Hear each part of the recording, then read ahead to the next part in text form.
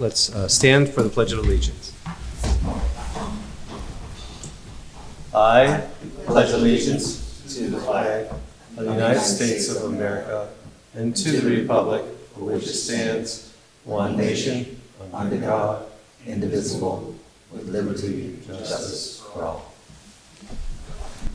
Board members, I would like to beg your indulgence and modify the agenda to include a special presentation with Mayor Joe Schember and Mr. Jay Alberstadt.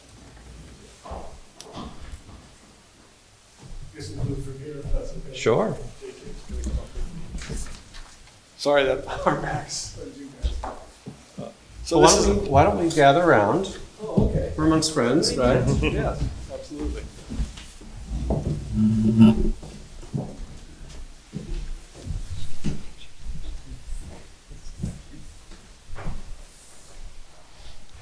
Mr. Mayor, please. For everybody to come on. Okay. So this is in recognition of Attorney Jay Alberstadt Jr. for his service on the Redevelopment Authority of the City of Erie Board. Whereas, since 1955, the Redevelopment Authority of the City of Erie, what? That's not, you're saying you've been on this long. But since 1955, it's striven to renew, rebuild, and revitalize the City of Erie, from downtown to neighborhoods and neighborhood business districts. That's kind of the history of the Redevelopment Authority. Whereas the Redevelopment Authority of the City of Erie Board of Directors is comprised of 5 City of Erie residents appointed by the mayor, who possesses various skill sets or expertise, including but not limited to redevelopment and revitalization, real estate law, and finance. Whereas Attorney Jay Alberstadt Jr. was appointed to the race board on August 13th, 2018, and remains serving until February 6, 2024. Board service is a tough volunteer role, and Attorney Alberstadt took on his role with dedication, reliability, and expertise. His ability to connect race with suggestions to better the City of Erie community has been essential. Now therefore I, Joseph V. Schember, Mayor of the City of Erie, do hereby recognize Attorney Jay Alberstadt Jr. for his service on the Redevelopment Authority of the City of Erie Board of Directors. Jay, thank you for your dedication and commitment to the City of Erie, both through the race board and many other community groups that you have served in as well. Thank you very much. One other thing I want to do before you sneak in is I'd like to give you one of my pens. These pens, every other time you extend the ink, they light up. It's got my name on there, and it says, "Let's not rest in 2024 until we bring thousands of new jobs and new people to Erie." So which color do you like? I'll take the red. Take the red? Okay, thanks. Great, and I would also like to present on behalf of the Redevelopment Authority of the City of Erie a small token of our recognition of your work. So we have it's a bit of an eye test, but it's good. It is difficult to read, but it is welcome, and as is the proclamation from the mayor, unnecessary but most welcome. Please. And it's been my honor and pleasure to serve on the authority board. I was trying to find some anecdotes or some quip, how we met or something like that, and I just always known you, and 1955 so long. Indeed. Hard to remember. I was one. Yes.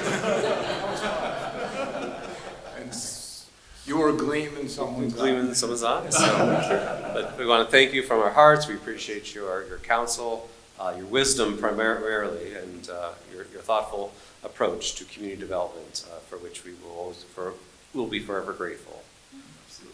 I'm always available if there's something you need that I could help with. Might be from a distance, but nevertheless available. So we hope you stay for our meeting. We're told we've got refreshments. There are cookies after. Oh, well. So we go big here. All right. Thank you. Very good. Thank you. On the business.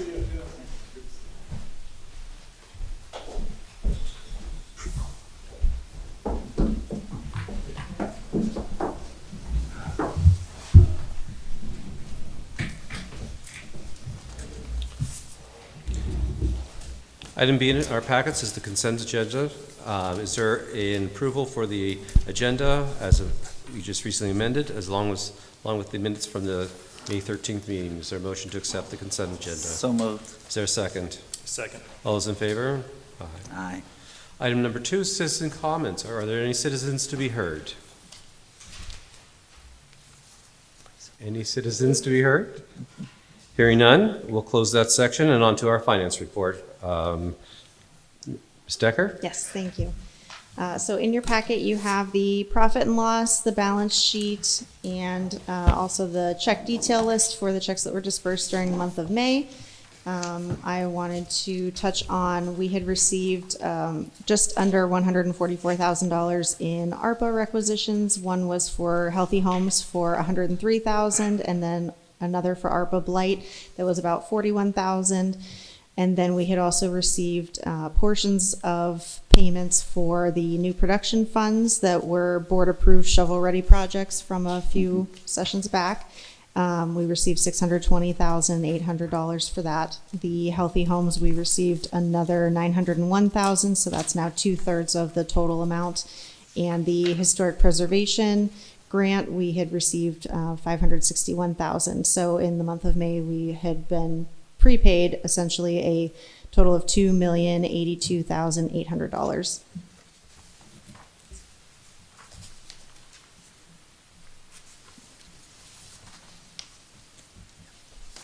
I have one question. Sure. So account number 6110, it's noticed as business expenses for $863,000.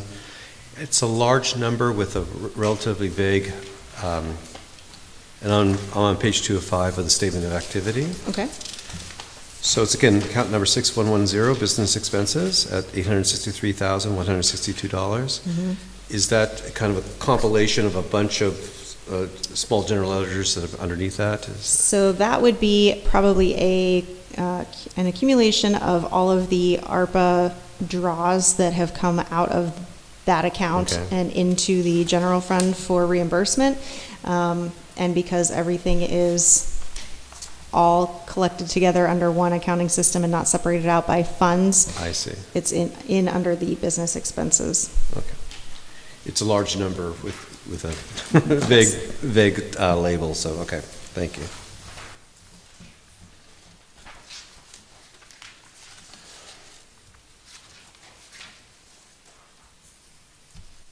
And how is the transition into the new accounting software coming? Is you know I was going to ask. Yeah, no, that's fine. We had a conversation with Baker Tilly this morning, actually, a team of them, that they are creating our chart of accounts and the new numbering system and how it can be further broken down for reporting purposes and pulling those figures by fund and department. And I think that's looking really good. They've been working with Blackbaud for us to try to make sure that it's going to give us the reports that we're looking for.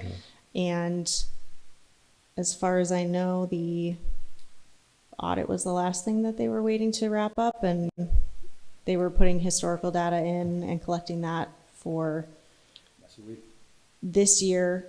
But previous to that, we were keeping everything in the QuickBooks as far as historical data, because it was going to be very time intensive for them to transfer all of that over.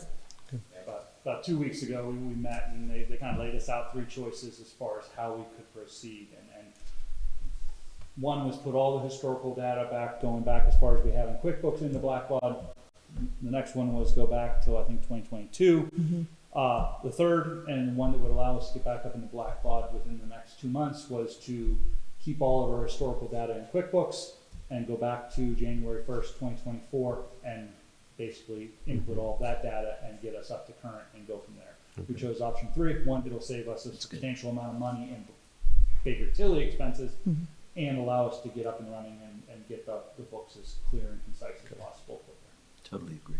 Would you estimate the June or July statements to be in Blackbaud, or? We're probably looking at August, Okay. maybe September at this point. They're not thinking they're going to be done until sometime in July. Okay, I understand. So the sooner we get the chart of accounts that we met on this morning solidified, the sooner we'll be able to start inputting all of that data. All right. All right, Ms. Decker, anything else for us? No? No, that's all I have. Any questions for Ms. Decker? Hearing none, is there a motion to accept the financial statements as presented? So moved. Is there a second? Second. All those in favor? Aye.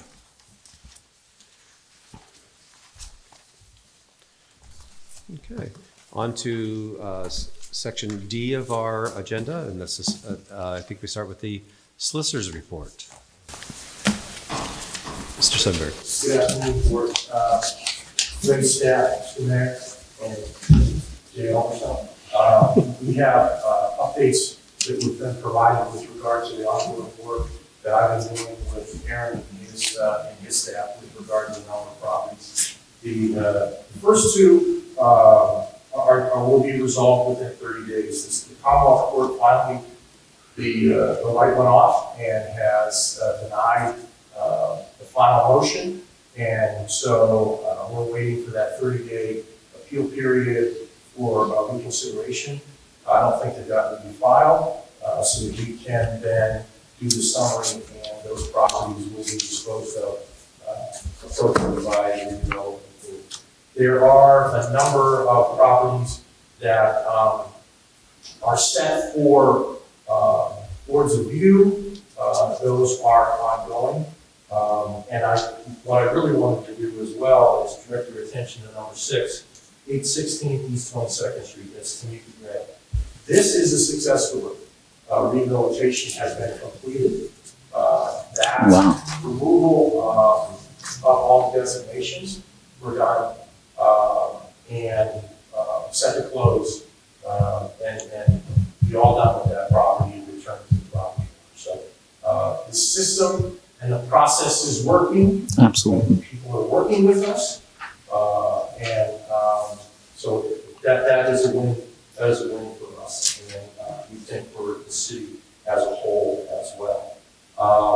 There are a number of properties where we have entered into rehabilitation agreements, and those are in process. We're working with it. It's as much of an educational process for the property owners to realize they've got to come down to City Hall, they've got to get the permits, they've got to have the right, they have to have the right licensed entities working for them. They do not want me doing electrical work or plumbing work. That is bad. But we are educating them about that process. So they are working with the appropriate entities here in the city of Erie to rehabilitate their homes and for the betterment of the city. You can, when you're reading through that, you'll see where we are with any number of those properties. And again, as is been reiterated, we're willing and able to work with parties to address those issues. We need to keep them on time frames and time limitations, and most importantly, schedules. And that's what we're trying to accomplish with all these properties. So if you see in my memorandum, I'm trying to summarize what we're doing and how we're keeping, in essence, a number of people keep their feet to the fire and make sure that it's in a progressive fashion so that we are addressing their needs, but most importantly, the neighborhood as well. Yes, absolutely. Well, and thank you, and appreciate your concern over the neighborhood. Everybody should live in a neighborhood where they feel safe and comfortable, and doing our part helps that along. So, thank you.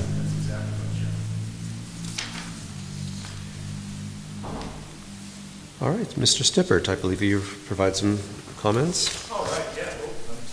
Phone on. All right, so yeah, a couple comments. Last Tuesday and Wednesday, Jake and I went to Seven Springs for the Housing Alliance's PA Land Bank Network Summit and Rural Housing Summit.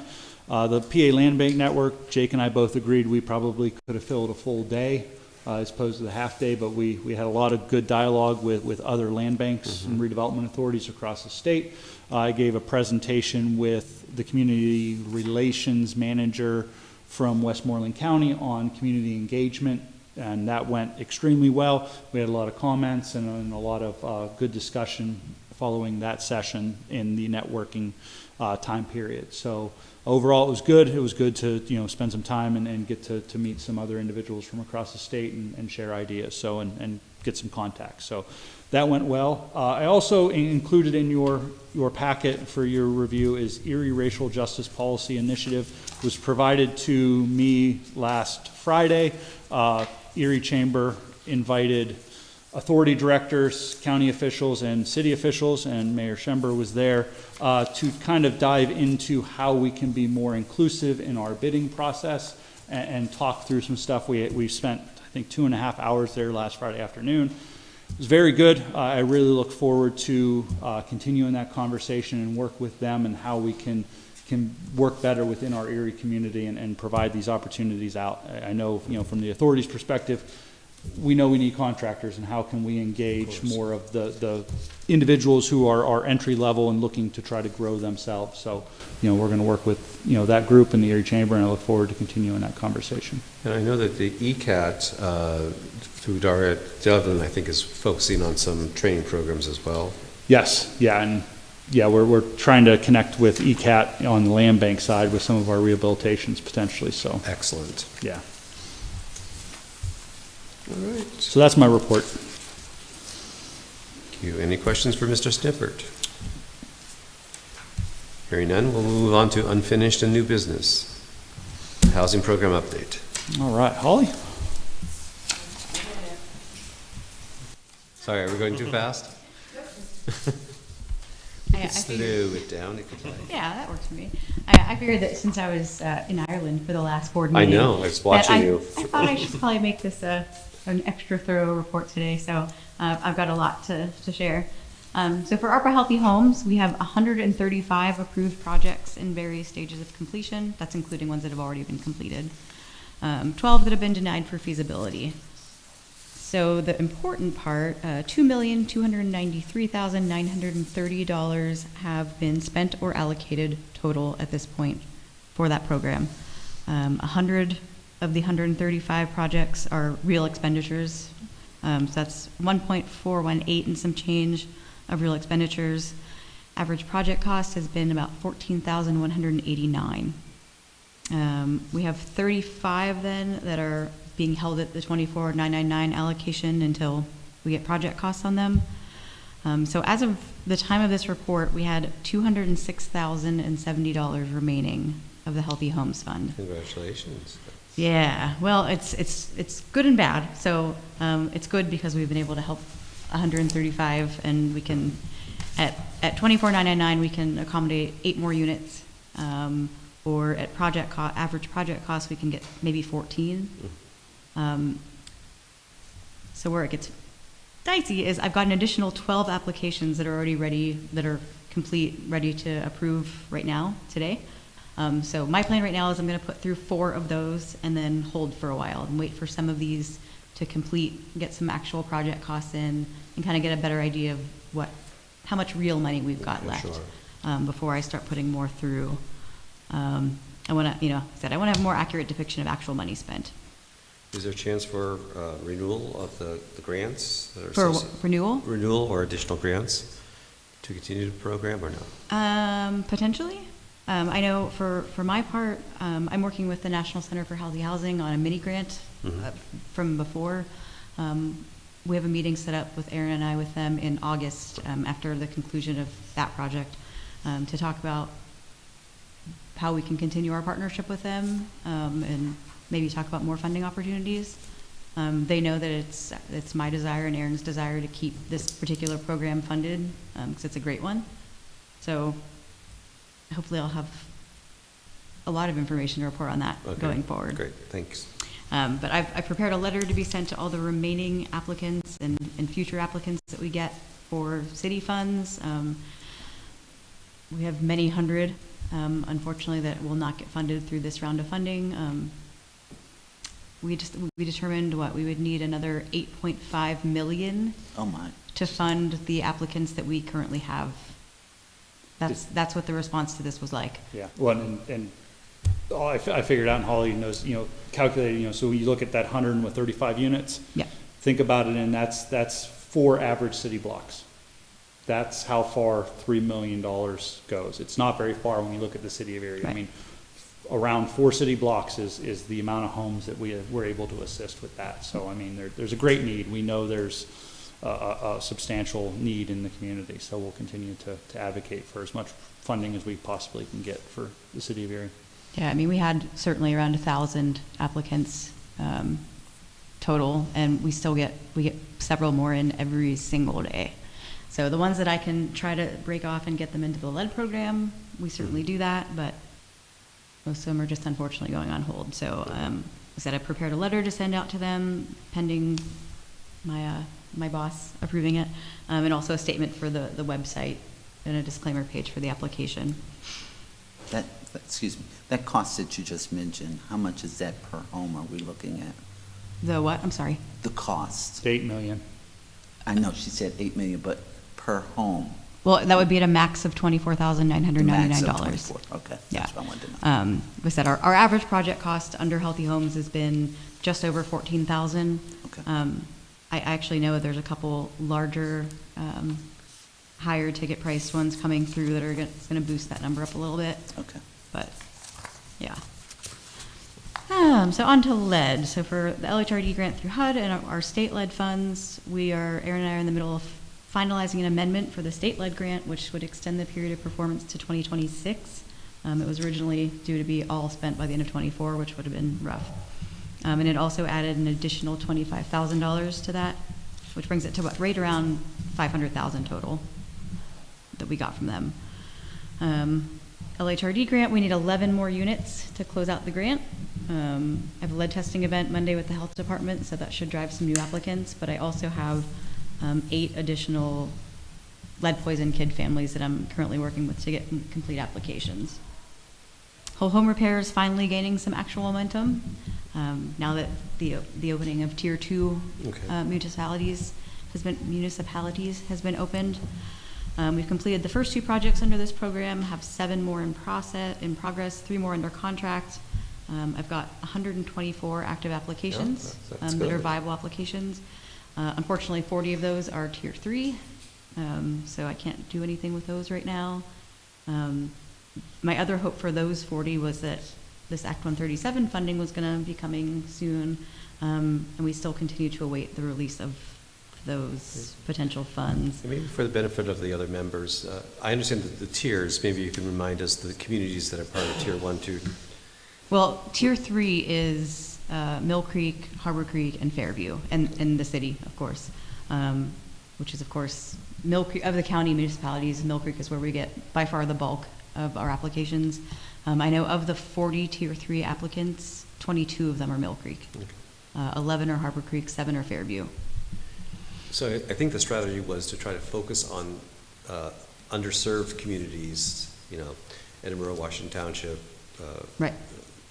Union City, Union Township, and so, the smaller municipalities where folks would normally come to apply, and there was a... Right. Unfortunately, though, none of those other county ones, other than lead, have any other funding available right now.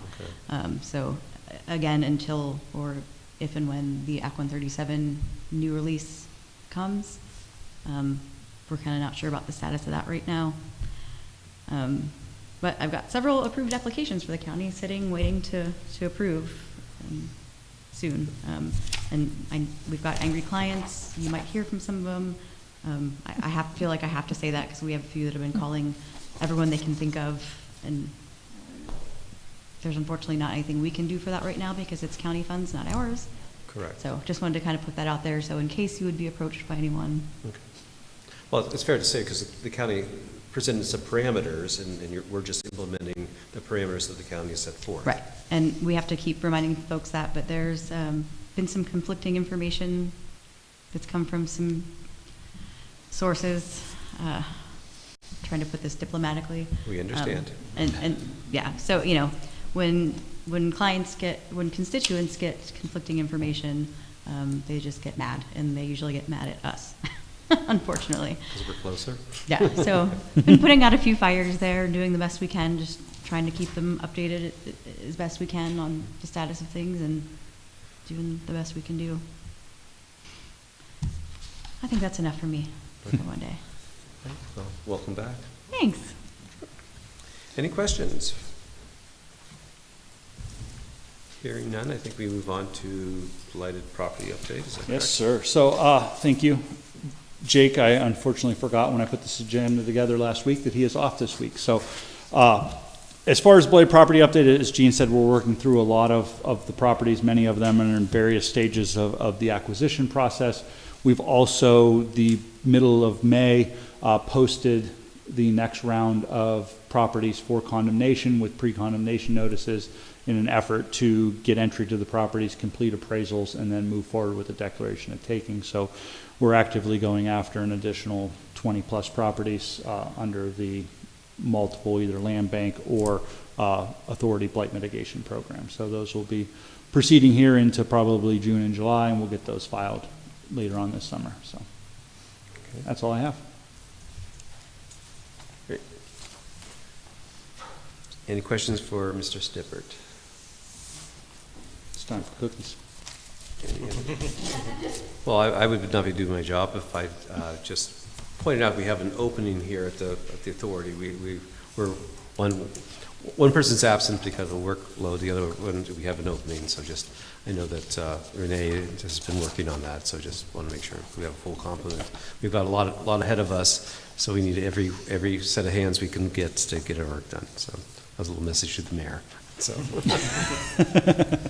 so no pressure, no pressure. Lots of pressure. Any other business for the good of the order? Hearing none. Motion to adjourn. So moved. And I second. Second, yeah. All in favor? Aye. Aye. All right. Thank you, everyone.